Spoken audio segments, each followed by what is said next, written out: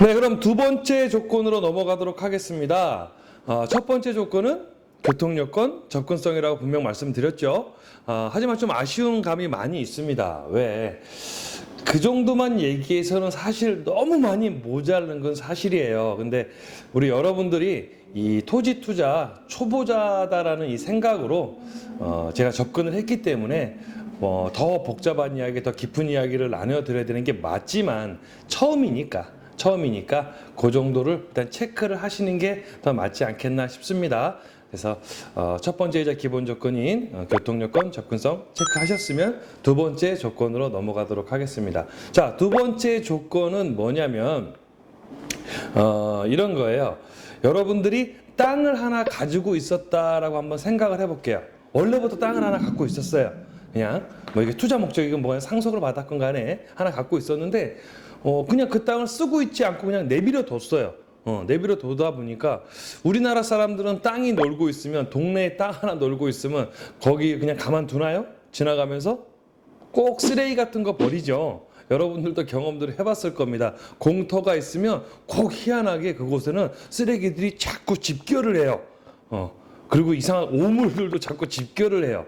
근데 그게 내 땅이라고 생각을 해보세요.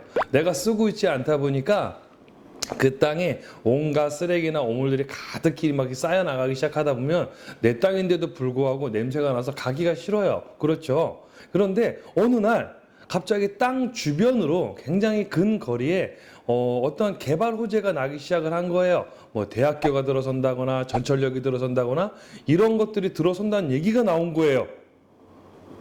그런데 그런 얘기가 나오고 나서 땅값이 올라가는지 마는지 잘 모르고 있었는데 그런 것들이 보상이 일어나고 어느 날 갑자기 공사가 시작이 되는 거예요.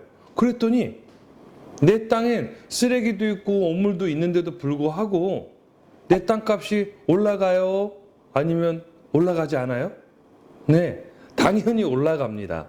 자, 그래서 두 번째 조건이 뭐냐면 바로 내 땅 주변으로, 내가 살 땅 주변으로 어떠한 개발 호재가 있는지가 굉장히 중요한 조건이 됩니다.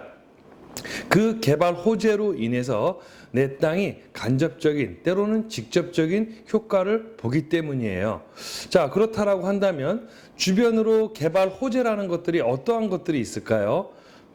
대표적으로 많은 사람들이 가장 좋아하는 게 뭐 택지지구, 신도시, 그렇죠? 그런 다음에 뭐 산업지구, 아니면 관광지구, 아니면 대학교, 공항, 항만, 뭐 철도, 고속철도, 도로, 고속도로, 뭐 이러한 것들이 있지 않겠습니까? 그런 게 있으면 돈이 되나요? 뭐 이렇게 생각이 되시면 다시 거꾸로 한번 생각을 해봐요. 여러분들이 땅을 하나 갖고 있습니다. 그런데 내 땅 앞으로 없던 도로가 난대요. 그럼 그 도로에 영향을 받고 있는 우리 동네들은 땅값이 올라가요? 올라가지 않아요? 네, 당연히 올라갑니다. 우리 동네에 전철역 없었는데 전철역이 들어선대요. 자, 본인이 땅을 하나 갖고 있었으면 올라가요? 안 올라가요? 올라가겠죠? 우리 동네에 별 한 몇천 명 정도밖에 안 살고 있었던 그런 동네였는데 우리 동네 내 땅 앞으로 없던 도로 생기고 그 도로 앞으로 뭐가 생겨요? 갑자기 미니 신도시라도 하나 생긴대요. 여기 한 9천 세대, 한 10,000세대가 들어선대요. 꽤 크네요, 그죠? 세대가 10,000세대가 들어서면 한 가구당 몇 명씩 살죠? 2명에서 3명 정도씩 살죠.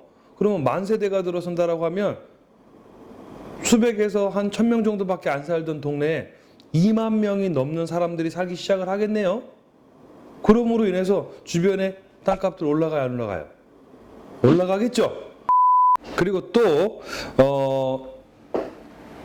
없던 고속도로가 생긴다라고 한다면 해당 지역의 교통요건 접근성을 굉장히 크게 향상시킬 수가 있습니다. 그런데 생각을 해보세요. 고속도로가 생겨서 좋긴 한데 그 고속도로가 뭐가 좋을까요? 싱싱 차가 달리고 있는 옆에 무언가를 할 수가 있을까요? 아무 의미가 없겠죠. 또 전철역도 마찬가지입니다.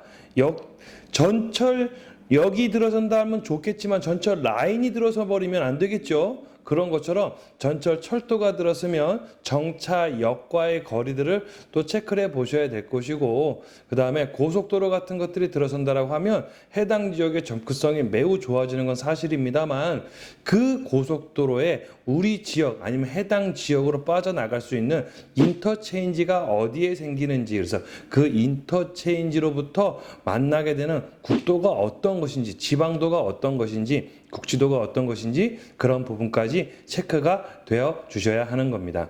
네, 그러한 개발 호재들이 있으면 주변의 땅값들이 당연히 올라가게 되어 있는 겁니다. 그래서 여러분들이 토지를 다시 한번 얘기하지만 투자를 목적으로 땅을 활용할 거다라고 한다면 첫 번째 조건 끝나고 나면 두 번째 조건으로 내 땅 주변으로 어떠한 개발 호재거리들이 있는지를 반드시 체크할 줄 알아야 됩니다. 그 개발 호재로 인해서 내 땅의 가치가 달라질 수 있기 때문이에요. 하지만 여기서 주의해야 될 사항들이 몇 가지 있어요. 그런데 대표적으로 주의해야 될 게 그 동네에 아직 활성화가 되지 않은 그 동네에 호재거리가 하나 생기긴 했는데 단일 호재다라고 한다면 조금 더 고민들을 해보셔야 돼요. 뭐 그게 뭔 소리예요? 호재가 하나밖에 없다 이런 얘기겠죠. 단일 호재면 그 뭐 대표적인 예가 예전에 뭐 경춘선 뭐 얘가 아니겠습니까? 그죠? 해당 지역으로 전철역들이 들어서서 역세권이랍시고 투자들을 많이들 하셨었어요. 벌써 10여 년 전 얘기겠죠. 그런데 그 투자가 있었는데 그 역이 만들어지긴 했는데 그 역에 내려야 될 이유가 강하질 못했어요. 많은 사람들이 그 역을 매일같이 이용을 해서 매일같이 내려야 될 이유가 있었어야 그 역과 그 역으로 인한 역세 권역들이 제대로 형성되고 만들어졌을 텐데 가야 될 이유들이 약했어요. 왜 이유가 약했어요? 해당 지역에 일자리들이 굵직한 것들이 없었어요. 그러니 사람들이 그쪽으로는 언제 한 번 가요? 일주일에 한 번, 한 달에 한 번, 내지는 1년에 한 번 정도 갈 이유밖에 없었던 거예요. 그러한 식의 내용들이 있었다라고 한다면 투자를 하셨어도 크게 빚을 보지 못했겠죠? 네, 맞습니다. 좀 더 쉽게 표현을 한다라고 한다면 개발되는 지역들은 단일 호재가 있을 수가 없습니다. 보통 다들 중복 호재들이 발생들을 합니다. 다수의 호재들이 발생들을 합니다. 안 그러겠습니까?